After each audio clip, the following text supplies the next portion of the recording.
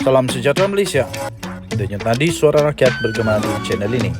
Terima kasih kerana bersama-sama di channel ini untuk mendapatkan berita-berita terkini.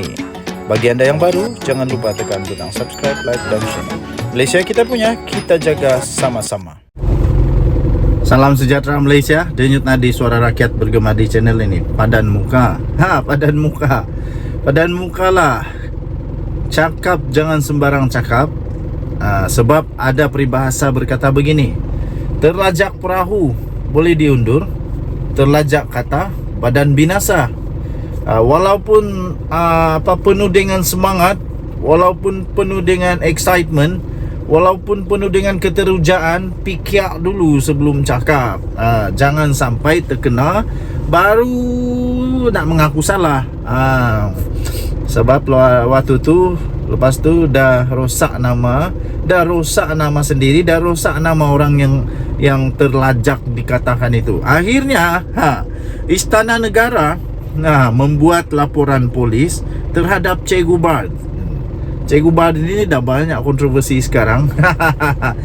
Tapi paling terbaru ini yang paling padu lah. Sampai Istana Negara sendiri belum pernah ni. Jarang-jarang berlaku Jarang-jarang berlaku di dalam politik Malaysia.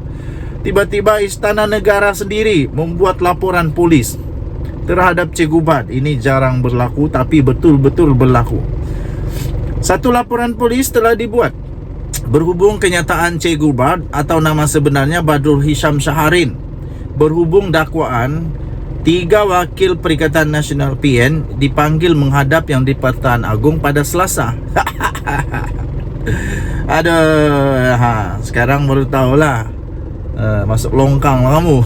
Berdasarkan laporan polis yang tular di media sosial, pihak Istana Negara telah pun menafikan perkara tersebut dan Cikgu Bard didakwa telah mengeluarkan kenyataan yang tidak tepat berhubung perkara itu. Laporan tersebut turut memberitahu kenyataan yang telah dibuat oleh Cikgu Bard itu disedari menerusi video yang berdurasi 52 saat yang telah tular di aplikasi TikTok pada 22 Januari jam lebih kurang 6 petang di Pejabat Datuk Pengelola Bijaya Diraja Istana Negara di Kuala Lumpur. Tuan-tuan dan puan-puan yang dihormati sekalian, mungkin Cikgu Bard dah lupa sekarang yang ada TikTok, ada Instagram, ada X, ada macam-macam lagi platform yang sekarang kita cakap 20 saat kemudian seluruh dunia dah tahu. Jadi mungkin juga dia ingat Istana Negara tak tengok kot. Jadi sekarang Istana Negara sendiri tengok dan membuat laporan polis. Sehubungan itu, satu laporan polis telah dibuat di Balai Polis Travers di Kuala Lumpur pada Isnin jam 8.35 malam. Saya selaku wakil daripada pihak istana menafikan dakwaan lelaki tersebut, kata wakil daripada Istana Negara itu. Tambahnya lagi, ia merupakan satu kenyataan yang tidak tepat, kata laporan itu. Jelasnya, laporan polis dibuat bagi membolehkan pihak polis mengambil tindakan lanjut berhubung video terbabit. Video tersebut telah tular di aplikasi media sosial sejak ketika itu. Sementara itu, Ketua Polis Kuala Lumpur iaitu Datuk Alauddin Abdul Majid ketika dihubungi oleh Sinar Harian mengesahkan laporan polis tersebut. Siasatan berhubung kes ini dijalankan oleh pihak Unit Siasatan Jenayah Terkelas USJT Bukit Aman, katanya. Tuan-tuan dan puan yang dihormati sekalian, saya fikir pihak polis tidak boleh berkompromi dengan perkara begini, apalagi mengheret pihak istana ke kancah politik yang penuh dengan pancaroba, penuh dengan ketidaktentuan sekarang ini. Tiba-tiba diheret-heretnya pihak istana pula. Lepas tu sudah dia keluarkan permohonan maaf kerana dia terkilaf, katanya. Jadi tak boleh lah perkara begini dibiarkan dengan mudah-mudah begitu je. Kenapa? Sebab kalau tidak, selepas ini orang akan mulai sudah buat perkara yang sama. Bila laporan polis dibuat, minta maaf, selesai. Bila polis dibuat, minta maaf, selesai. Mengaku terkilaf, selesai. Nanti semua orang buat macam begitu. Tak boleh lah. Jadi perlu untuk diperhatikan dan diambil tindakan segera. Mesti ada tindakan juga, supaya selepas ini orang tak suka-suka buat kenyataan yang membabitkan pihak istana negara pula tu dengan suka-suka. Jangan cuba-cuba untuk heret-heret pihak istana dengan laporan kenyataan, ucapan yang tak betul, yang tak tepat, yang salah. Itu dah memfitnah.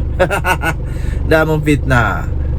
Jangan pula selepas ini tiba-tiba seluruh Malaysia labelkan pula orang-orang di dalam Bersatu, di dalam Perikatan Nasional suka memfitnah. Janganlah kerana nila setitik rasa susu sebelang, tak baik macam tu tau. Okey, apapun yang disahkan adalah pihak istana telah membuat laporan polis terhadap Cikgu Bad yang telah membuat kenyataan tak tepat. Denyut Nadi Suara Rakyat bergema di channel ini. Bye-bye. Salam sejahtera Malaysia. Denyut Nadi Suara Rakyat bergema di channel ini.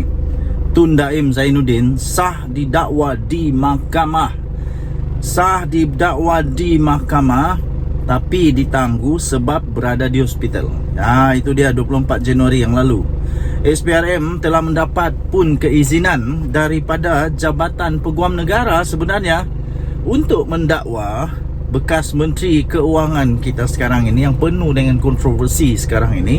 Siapa lagi kalau bukan Daim Zainuddin, yang saya rasa antara manusia paling terkenal sekarang di Malaysia kerana isu Menara Ilham, isu isterinya yang telah didakwa, isu harta yang tidak berjaya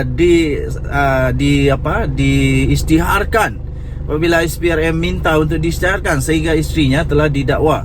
Dan sebenarnya Daim Zainuddin pun sebenarnya sah didakwa di mahkamah, tapi nampaknya Daim Zainuddin tidak dapat didakwa kerana dia berada di hospital. Okey, itu sejak minggu lalu lagi.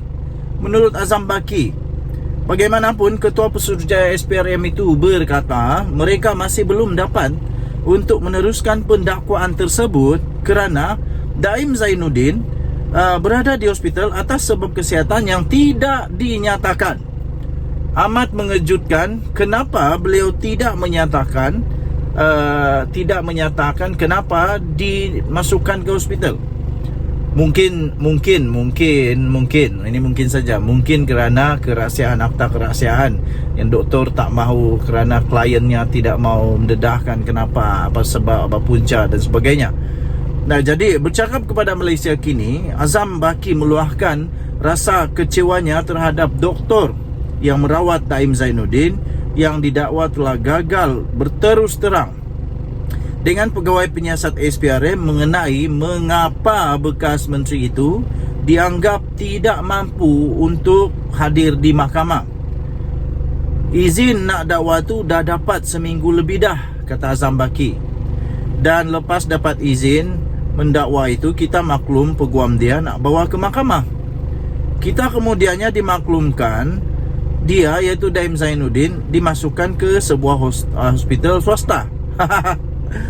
Kalau kita buat observation, katanya buat observation pemerhatian dan mendapat maklumat dari bahawa beliau masuk hospital sebelum kita dapat izin mendakwa lagi, kata beliau.